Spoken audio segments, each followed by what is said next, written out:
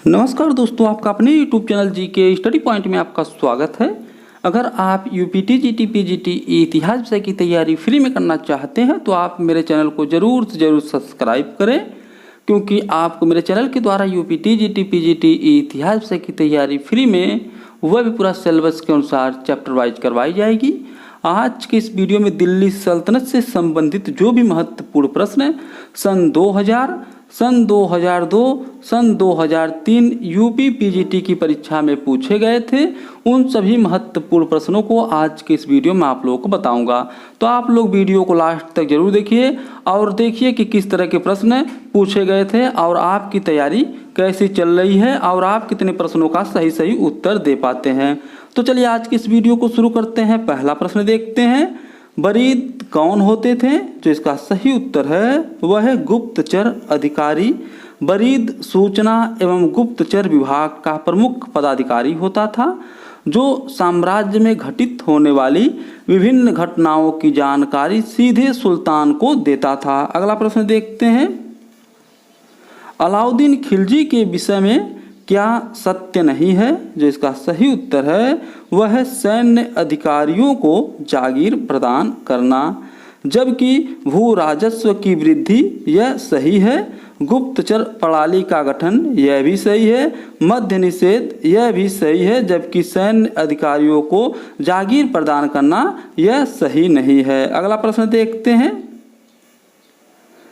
1258 ईस्वी में किस मंगोल नेता ने खिलाफत को नष्ट करते हुए खलीफा की हत्या कर दी थी? जो इसका सही उत्तर है वह है हलाकू। 1258 ईस्वी में मंगोल नेता हलाकू ने बगदाद को ध्वस्त करते हुए खिलाफत को नष्ट कर दिया और खलीफा की हत्या कर दी थी। अगला प्रश्न देखते हैं, रजिया के विरोधी अमीर गुट का नेतृत्व कौन कर रहा था? जो इसका सही उत्तर है वह है निजामुल मुल्क जुनैदी। रजिया के विरोधी अमीर गुट का नेतृत्व निजामुल मुल्क जुनैदी कर रहा था। रजिया दिल्ली सल्तनत की प्रथम महिला शासिका थी और उसने अमीरों के गुटों को पराजित किया था। अगला प्रश्न देखते हैं, दिल्ली सल्तनत में एकता प्रथा प्रारंभ करने का श्रेय किस सुल्तान को जाता है? जो इसका सही उत्तर है वह है इल्तुतमिश। दिल्ली सल्तनत में एकता प्रथा प्रारंभ करने का श्रेय इल्तुतमिश को जाता है। एकता प्रथा के तहत भूमि के विशेष खंडों के राजस्व का अधिकार सैनिकों व गैर सैनिकों पदाधिकारियों को उनके वेतन के बदले दिया जाता था। अगला प्रश्न देखते हैं, इल्तुतमिश द्वारा सत्ता ग्रहण करने का क्या आधार था? जो इसका सही उत्तर है वह है दिल्ली के तुर्क अमीरों व सैन्य अधिकारियों ने उसका चयन किया। अगला प्रश्न देखते हैं, मुहम्मद गौरी द्वारा परास्त किया गया प्रथम भारतीय शासक कौन था? जो इसका सही उत्तर है वह है पृथ्वीराज।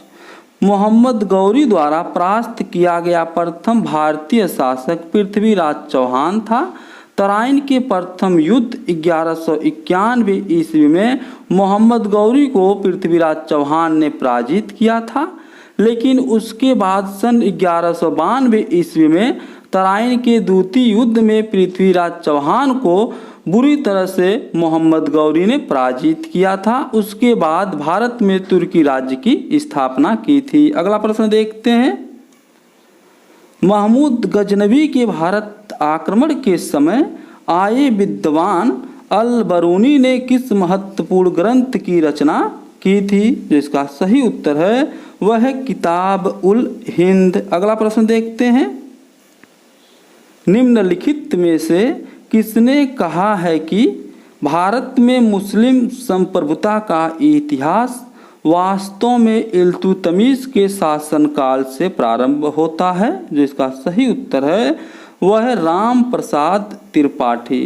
राम प्रसाद त्रिपाठी ने कहा है कि भारत में मुस्लिम संप्रभुता का इतिहास वास्तव में इल्तुतमिश के शासनकाल से प्रारंभ होता है। अगला प्रश्न देखते हैं, दीवान ए मुस्तखराज विभाग की स्थापना की गई थी? जो इसका सही उत्तर है वह बकाया लगान की वसूली के लिए। दीवान ए मुस्तखराज विभाग की स्थापना का उद्देश्य था बकाया लगान की वसूली करना।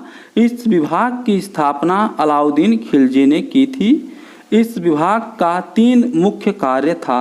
राजस्व एकत्र करने वाले अधिकारियों के नाम, बकाया राशि की जांच करना और राजस्व वसूल करना। अगला प्रश्न देखते हैं।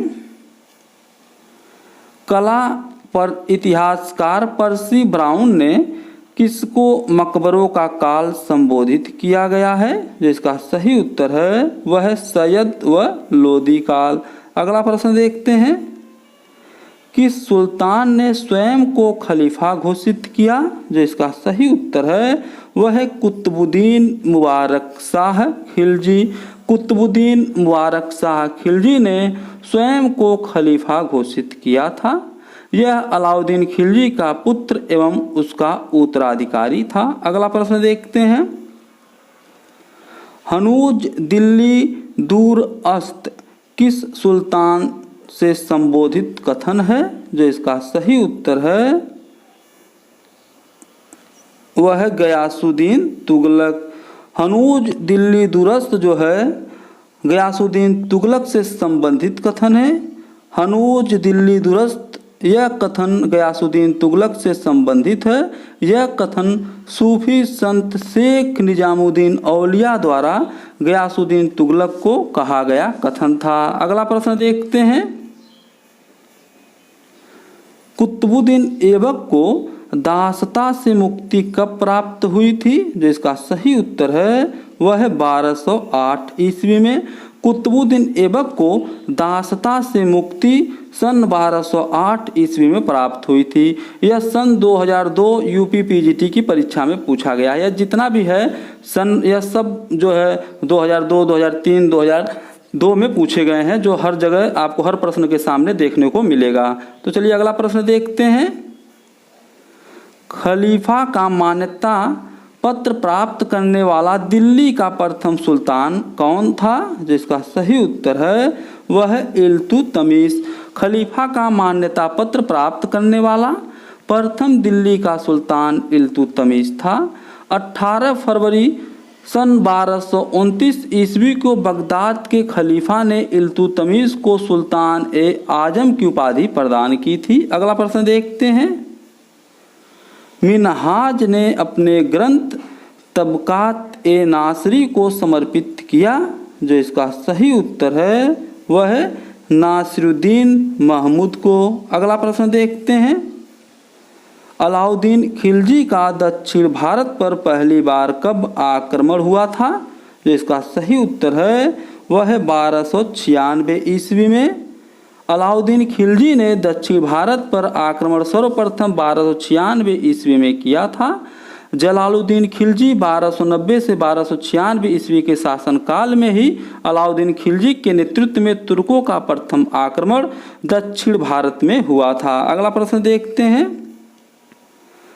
तुगलकनामा का रचयिता कौन था? जो इसका सही उत्तर है वह अमीर खुसरो। तुगलकनामा का रचयिता अमीर खुसरो था। अगला प्रश्न देखते हैं। महबूब ए इलाही उपाधि थी। जो इसका सही उत्तर है वह निजामुद्दीन औलिया की। महबूब ए इलाही निजामुद्दीन औलिया की उपाधि थी। अगला प्रश्न देखते हैं। कुतुबुद्दीन ऐबक ने किस स्थान से शासन का संचालन किया? जो इसका सही उत्तर है वह लाहौर। कुतुबुद्दीन ऐबक ने शासन का संचालन लाहौर से किया था। कुतुबुद्दीन ऐबक की राजधानी भी लाहौर थी। अगला प्रश्न देखते हैं। भारत पर आक्रमण करने वाला प्रथम तुर्क आक्रमणकारी था। जो इसका सही उत्तर है वह सुबुक्तगीन। भारत पर आक्रमण करने वाला प्रथम तुर्क आक्रमणकारी सुबुक्तगीन था। जबकि मोहम्मद बिन कासिम की बात की जाए तो मोहम्मद बिन कासिम भारत पर आक्रमण करने वाला प्रथम अरबी शासक था। अगला प्रश्न देखते हैं। 1194 ईस्वी के चंदावर के युद्ध में मोहम्मद गौरी ने किस भारतीय शासक को पराजित किया? जिसका सही उत्तर है वह है जयचंद। 1194 ईस्वी में चंदावर के युद्ध में मोहम्मद गौरी ने भारतीय शासक जयचंद को पराजित किया था। अगला प्रश्न देखते हैं। मंगोलों का आक्रमण सर्वप्रथम किस सुल्तान के समय हुआ था? जो इसका सही उत्तर है वह है इल्तुतमिश। मंगोलों का सर्वप्रथम आक्रमण सुल्तान इल्तुतमिश के समय 1221 ईस्वी में हुआ था, जब तैमूजीन अर्थात चंगेज खां ख्वारिज्म के अंतिम शाह मंगबरनी का पीछा करता हुआ सिंध तक पहुंच गया था। जलालुद्दीन मंगबरनी ने इल्तुतमिश से शरण मांगी, जिसे इल्तुतमिश ने अस्वीकार कर दिया। इस पर इल्तुतमिश ने नवोदित तुर्की साम्राज्य को मंगोल विध्वंस से बचा लिया था। अगला प्रश्न देखते हैं।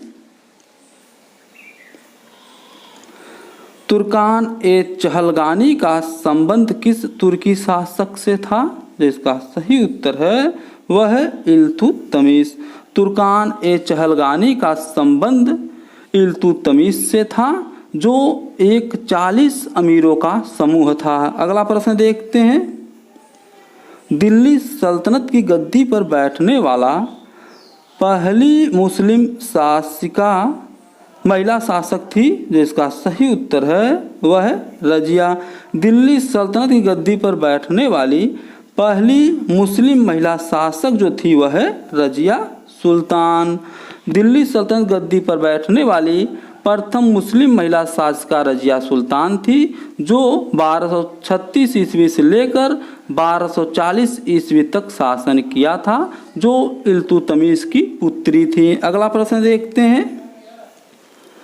खिजराबाद किस एक स्थान का प्रवर्तित नाम था? जो इसका सही उत्तर है वह है चित्तौड़। अलाउद्दीन खिलजी ने 1303 ईस्वी में चित्तौड़ को जीतकर अपने पुत्र खिज्र खां के नाम पर उसका नाम चित्तौड़ से बदलकर खिजराबाद कर दिया था। अगला प्रश्न देखते हैं। अलाउद्दीन खिलजी के बाजार नियंत्रण नीति के बारे में विस्तृत जानकारी का प्रमुख स्रोत है? जो इसका सही उत्तर है वह है तारीखे फिरोज शाही। अगला प्रश्न देखते हैं। पैगंबर के सेनापति की उपाधि का उपयोग किस सल्तनत सुल्तान ने किया? जो इसका सही उत्तर है वह है खुसरो शाह। खुसरो शाह हिंदू धर्म से परिवर्तित होकर मुस्लिम सुल्तान बना था। अपने को समर्पित मुसलमान दिखाते हुए उसने पैगंबर के सेनापति की उपाधि धारण की, लेकिन खुसरो शाह के पुत्र शत्रुओं ने उसके विरुद्ध इस्लाम का शत्रु और इस्लाम खतरे में है का नारा लगाया था। अगला प्रश्न देखते हैं। मोहम्मद बिन तुगलक के शासन काल में भारत आने वाला विदेशी यात्री था? जिसका सही उत्तर है वह है इब्न बतूता। मोहम्मद बिन तुगलक के शासन काल में मोरक्को यात्री इब्न बतूता 1333 ईस्वी में भारत आया। उसे सुल्तान ने दिल्ली का काजी नियुक्त किया था।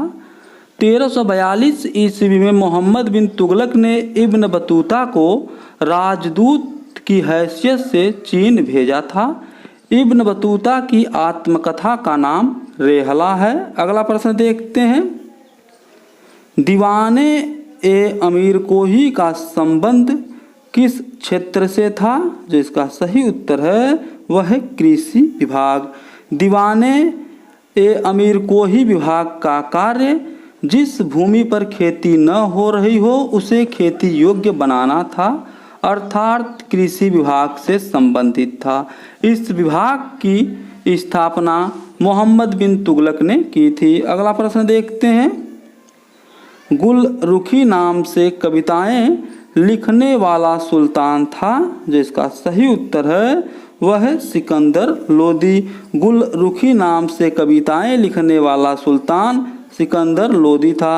अगर ये वीडियो आपको पसंद आती है तो इसे लाइक और सब्सक्राइब जरूर करें, क्योंकि जब मेरी कोई अगली वीडियो बनेगी तो उसका नोटिफिकेशन सबसे पहले आपके यहाँ पहुँच जाएगा।